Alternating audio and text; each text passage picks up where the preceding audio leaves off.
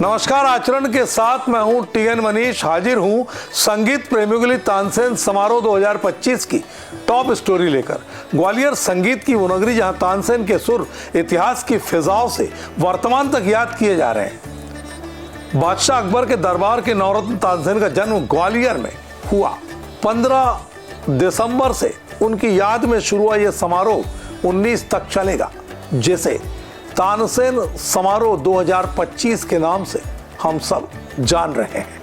आइए पूरी खबर में आपको सिलसिलेवार बताता हूं कि आखिर तानसेन क्यों मूर्धन्य हुए और कैसे दुनिया के संगीत साधक तानसेन के दरबार में हाजिरी लगाना अपने आप में गौरव की बात समझते हैं।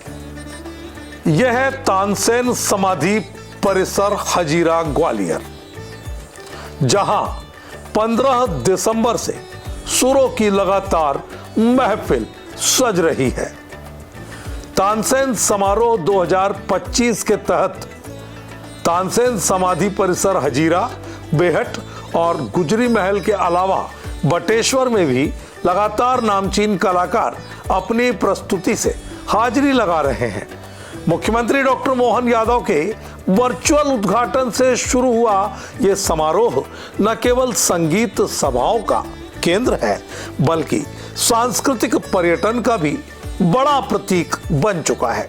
संगीत की दिव्यता और भव्यता को चार चांद लगाने वाले इस उत्सव को लेकर वर्चुअल माध्यम से जुड़े प्रदेश के मुख्यमंत्री डॉक्टर मोहन यादव ने संगीत को वैदिक काल से जुड़ी परंपरा बताते हुए ग्वालियर को तानसेन समारोह के माध्यम से एक बार फिर गौरवान्वित होने की बात कही। जबकि मध्य प्रदेश के संस्कृति मंत्री धर्मेंद्र लोधी ने सरकार की सांस्कृतिक प्राथमिकताओं पर जोर डाला। जो 2024 के लिए संतूर वादक तरुण भट्टाचार्य जी को 2025 से राष्ट्रीय तानसेन सम्मान से जो सम्मानित किया जा रहा है, मैं आपको शुभकामना देता हूँ, बधाई देता हूँ। आज बड़ी ही प्रसन्नता का विषय है कि तानसेन समारोह का 101वां संस्करण यहाँ पर शुरू हुआ है और तानसेन समारोह का अपना महत्व है। भारतीय संस्कृति में संगीत की जो गौरवशाली परंपरा रही है, उसको प्रकट करने का तानसेन समारोह एक सशक्त माध्यम है।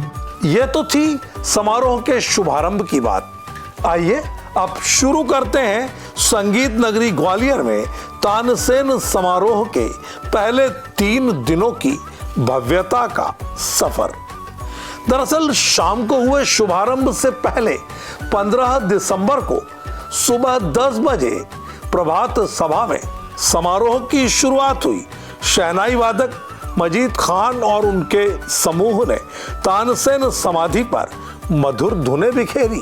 इसके बाद हरि कथा के माध्यम से परंपरागत ढंग से ढोली बुआ महाराज और सच्चिदानंद नाथ ने भक्ति रस की झलक दिखाई, जबकि मिलाद की भी इस दौरान भावपूर्ण प्रस्तुति हुई। शाम को तानसेन अलंकरण समारोह का भव्य मंच सज चुका था। विश्वविख्यात संतूर वादक पंडित तरुण भट्ट को 2025 का राष्ट्रीय तानसेन सम्मान और वोकलिस्ट पंडित राजा काले मुंबई को 2024 का यह सम्मान समारोह में प्रदान किया गया। साथ ही राजा मानसिंह तोमर सम्मान से साधना परमार्थिक संस्थान समिति मंडलेश्वर को 2024 के लिए और रागायन संगीत समिति ग्वालियर को 2025 के लिए सम्मान से नवाजा गया।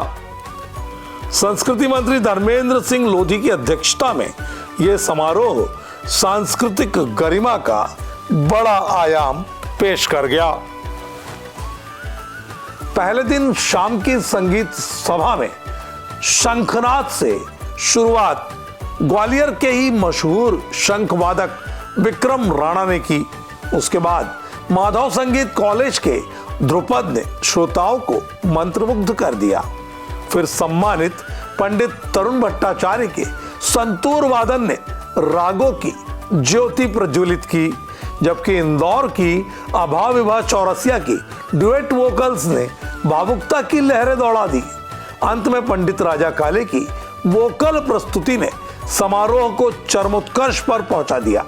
ये दिन ग्वालियर की सांस्कृतिक धरोहर को नई पीढ़ी तक पहुंचाने का बड़ा माध्यम बना। दूसरे दिन की बात करें, 16 दिसंबर को भी सुबह 10 बजे प्रभात सभा ने उत्साह जगमगाया। भारतीय संगीत महाविद्यालय के ध्रुपद ने शास्त्रीय गहराई दिखाई, जबकि सुनील पावगी की हवाईयन गिटार ने आधुनिकता और परंपरा का संगम प्रस्तुत किया। उनकी जुगलबंदी से रसिक दांतों तले उंगली दबाते नजर आए। वाराणसी के रितेश और रजनीश मिश्रा की वोकल डुएट्स ने रागों की मिसरी घोल दी और दिल्ली के घनश्याम सिसोदिया की सारंगी वादन दिल को छू गई। शाम की मुख्य सभा में ध्रुपद केंद्र ग्वालियर के ध्रुपद से शुरुआत हुई। फिर आया समारोह का एक यादगार पल, जिसने लोगों को पिछले तानसेन समारोह की याद ताजा करा दी। पद्म विभूषण उस्ताद अमजद अली खां और उनके पुत्रों अमान अली बंगश तथा अयान अली बंगश की सिरोद तिगड़ाबंदी ने जादू बिखेर डाला। इस त्रयी ने सरोद के तारों पर ऐसा जादू किया कि उनकी तालमेल भरी प्रस्तुति श्रोताओं को तानसेन से जोड़ती नजर आई। इसके बाद इंदौर की रसिका गावड़े और दिल्ली की पद्मश्री सुमित्रा गुहा की वोकल प्रस्तुतियों ने शाम को और समृद्ध किया। ये दिन केवल संगीत का नहीं, बल्कि पारिवारिक संगीत विरासत का उत्सव बन गया।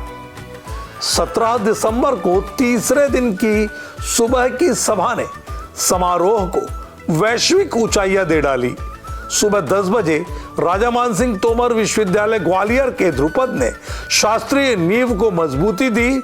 मुंबई के पंडित नवीन गंधर्व की बेला बहार वादन ने वसंत राग की सुगंध बिखेरी। कानपुर के पंडित विनोद कुमार द्विवेदी और आयुष द्विवेदी की वोकल डुएट ने पिता पुत्र की जोड़ी को रसिकों के बीच जमकर तारीफ दिलाई, जबकि ग्वालियर की डॉक्टर साधना देशमुख मोहिते की वोकल्स ने स्थानीय प्रतिभा को चमकदार बनाया।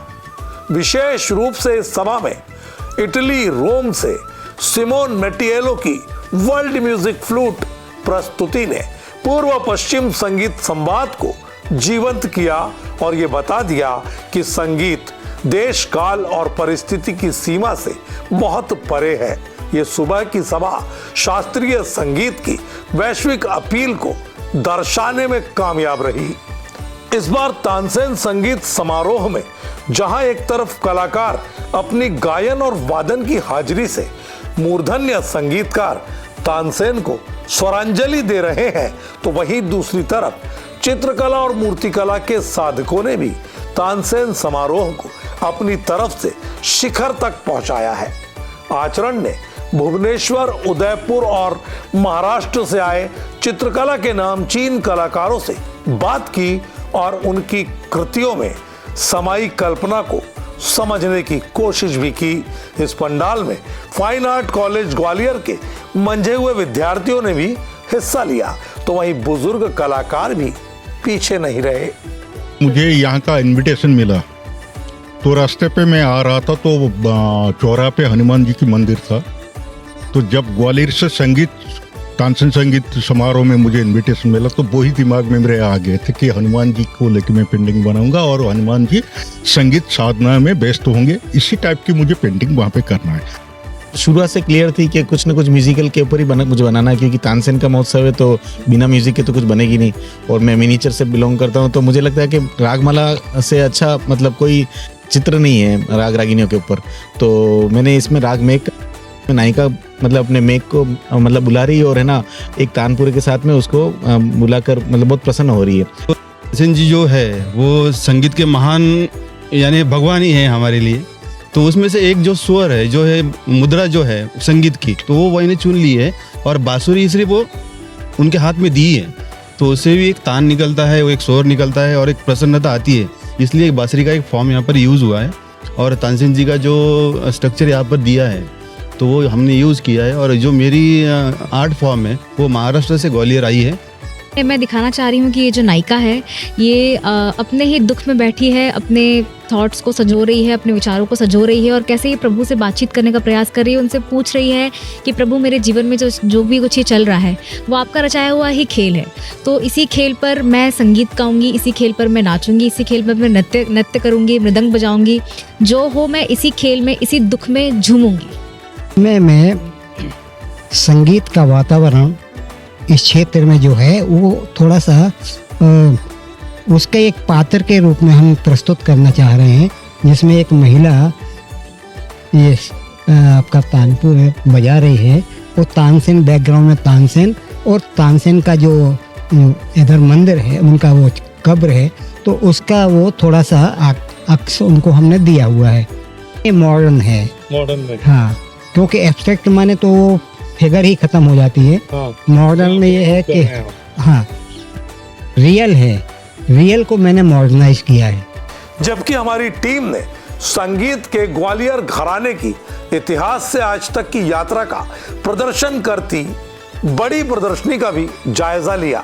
इस दौरान कला साधक सुभाष अरोरा के साथ हमने बात की। उनकी बनाई एक मूर्ति भी यहाँ आकर्षण का केंद्र बनी हुई है। डिफरेंट आर्ट फॉर्म है, all together different art form है। और दूसरा देखिए, एक गलतफहमी बहुत रहती है कि मीडियम इज आर्ट। जब आदमी बाजार में कला खरीदने जाता है तो वो चाहता है सोने की हो, चांदी की हो या संगमरमर में बनी हो। दरअसल इस भ्रम को बहुत बड़े बड़े आर्टिस्टों ने तोड़ा है। वो मिट्टी की चीज़ भी कला होती है, वो कंक्रीट में भी कला होती है। तो ये पूरी की पूरी जो है, इसका आर्मेचर जो है वो लोहे का है, वेल्ड किया हुआ है, पर ये पूरी की पूरी डायरेक्ट बनी है और ये कंक्रीट से बनी है। ये पूरी की पूरी, इसको आप देख सकते हैं, ये कलर जरूर ऐसा किया गया है जो इसका मेटेलिक लुक दे रहा है। बाकी तो ये कहना चाहिए एक तरह का सिंथेसिस है।